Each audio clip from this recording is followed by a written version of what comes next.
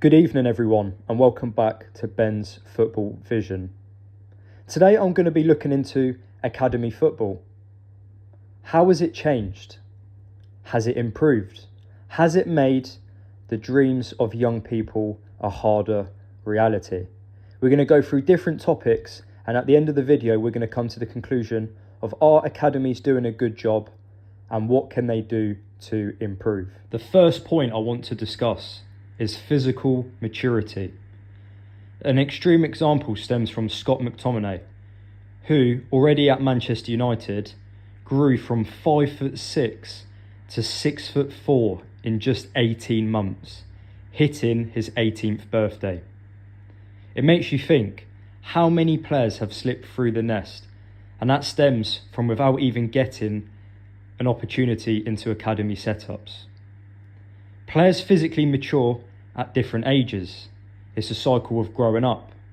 On a football pitch, those who are more physically mature, well, they have greater speed, strength, can get away with loose touches and still being able to retain the ball. But what happens to these early developers? What happens when others catch up? Are they still as effective?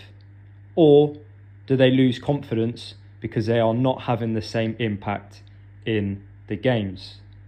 Now, scouts and clubs, should they purely focus on technical ability and await physical maturity, or should they look at physical maturity and then develop the technical side of the game? For me, I know the right answer, but not everyone inside football agrees. Many coaches who have since left the academy system have shared their thoughts. On a recent coaching forum, one shared, "There is an unhealthy and counterproductive obsession with physically mature players." Another shared, "Our game sadly is all about athletic ability, more so than thought process or technical ability." Are clubs still with that thought process right now? Surely not. I am so against this attitude in player recruitment. And it's the reason why I think England has shot themselves in the foot throughout many years. I can't imagine the players that, as I stated, slipped through the nest. Look at the elite level. Franck Ribéry, he was released from Lille at 16 because he was too small. Harry Kane, England's greatest ever goal scorer, he was released from Arsenal at 11 because he wasn't athletic. Now, I understand that there are pressures on clubs and scouts. If results aren't working, let's say under 13 to under 16, week after week, a club's academy teams are getting beaten, the owners are going to look down and go, well, what's going wrong? Is it our recruitment? Is it the coaches? And then people's jobs are on the line. So that falls into another root of a problem. Is academy football too results driven? You see, I often hear of the more financially wealthier clubs poaching youth players off teams who can't compete with them.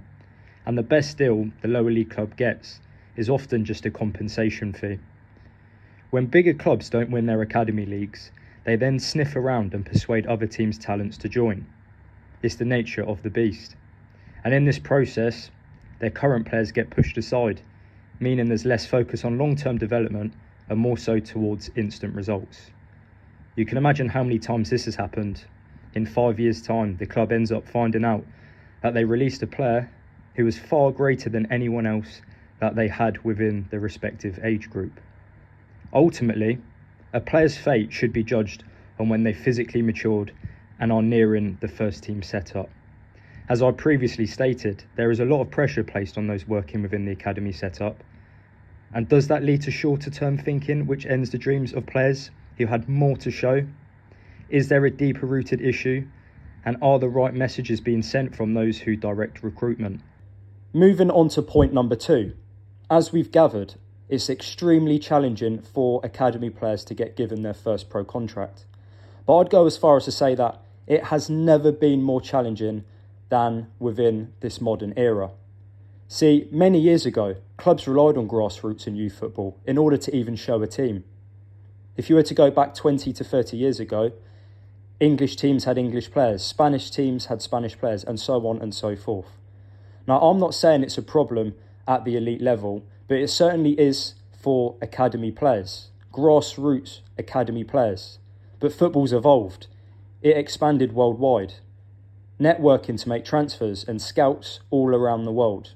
Teams no longer looked at, we'll send our scouts out to local tournaments and that's job done. If they can find that talent that no one else can, that can allow them to make serious money and have a potential star in the making wearing their colours. This impacts grassroots academy players. Clubs are less reliant on their homegrown. They can find the best talent abroad. As I've stated, it was already hard enough. I feel for players in the modern era. A club that stands out to me is Chelsea. Cobham, known as one of the best academy centres in the world.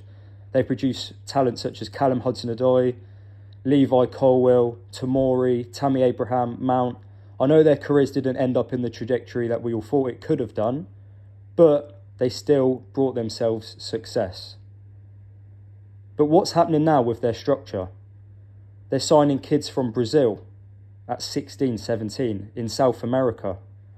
So if you are a star player in Chelsea's under 16, under 17, under 18 team, you're probably looking at that going, well, I'm not going to get a chance because in my age bracket with what's already here, they're still looking at players of my age. Where does that leave me? Again, it's extremely hard. You've got to be a special talent to break through. Lamine Yamal being a perfect example. He was 16, special talent, got the chance. But you don't have to be a special talent to be a good pro. As we know, 99% of academy players never get a pro contract. But could that number be reduced if players didn't give up after their first experience of rejection? Many players work hard for so many years. They visualise living out their dream, being able to earn a living and support their families. And then they're told, we're sorry, we're going to have to let you go. Many haven't got the mentality to bounce back from this, so they quit. I'm certainly not blaming them. I've never been in that position, but I can imagine it's extremely stressful. A player that stands out to me, one who bounced back time and time again, Eberechi Eze. He got released by multiple clubs, yet kept coming back and kept believing in himself, and he finally got his breakthrough at QPR. What stemmed from that? An England international and an FA Cup winner. And I think it's important to highlight an England international. What if he had given up at 14, 15 after his third club? Let's look at players like Mario Balotelli and Adel Taarabt. They had all the talent in the world, which helped them squeeze through the academy system. But when it got to the pro game, of course they showed talent and they had moments that will be remembered. But did they have longevity? Did they work well with their managers? Did they have a consistent winning mentality? The answer is no. So this is where you've got to give managers, coaches, scouts, academy setups credit, because they're looking for players who can tick all boxes. Because ultimately, in the modern game, it's never been more tactical. There's less mavericks. So if you've got a young player who's going to cause a scene because they're played out of position, or they're taken off at a certain point in the game because their team's 1-0 down and they need different players on the pitch, that's a problem. And maybe sometimes it takes releasing to have that wake-up call. You see players like Jamie Vardy going into the non-league. I'm not saying he was one that needed a wake-up call, but there's an example of a player who didn't give up and kept pushing forwards. Maybe if Mario Balotelli had have been released at 16, he may have thought, I need to change my mindset because I've got the ability. All of my coaches have praised me throughout the years, but I was let go of because of my attitude. So again, mentality is massive. In defence of clubs, we don't see the behind the scenes. We don't see how well they train, how they respond to feedback, how they interact with teammates. Do they respond well when faced with pressure? It's easy for us as fans to say, how did they let that player go? How did they not see that talent? But all of these previous factors would have played a part. Another point I'd like to bring up is playing philosophy. Ultimately, when a player hits a certain age, the club has to make a decision. Can this player step up into the first team setup? But it's complicated. It's not just about how well they've performed in under 21 matches. It's about, can they suit the current manager's playing philosophy? For example, you could have a player who's shown great promise at right back, very good defensively, good in 1v1s, good communication skills, but the manager plays with wing backs and this player has poor natural front-footed attacking play, can't cross, can't shoot, can't get into the right areas. You'd think they'd look to harness and develop that area, but a lot of clubs see this as too late of a stage. At 18, 19-year-old, if they haven't got it, they won't have it. And we haven't got time to waste. Why? Because football is a results-driven business. And because there's so much money involved, clubs can't afford to take a risk on an academy player in case they strike gold, because a relegation could be on the line or Europe could be on the line. It's harsh, but money does play a part too. And the even harsher thought of it as well, this player might have been perfect for another club, another pro club. Just because they didn't suit a current manager's philosophy, they've been let go and the dream's over. But at another club, they could have got it. Or even the previous manager to where is at their current club would have liked them, or the manager after would have liked them.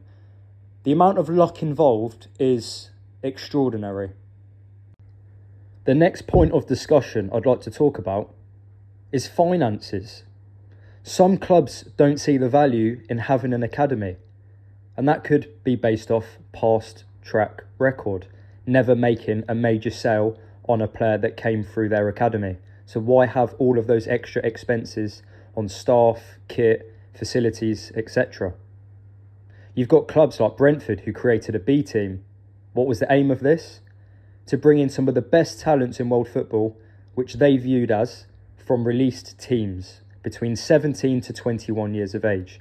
Now here is a good example of allowing players the opportunity to have a second chance, but also to protect Brentford.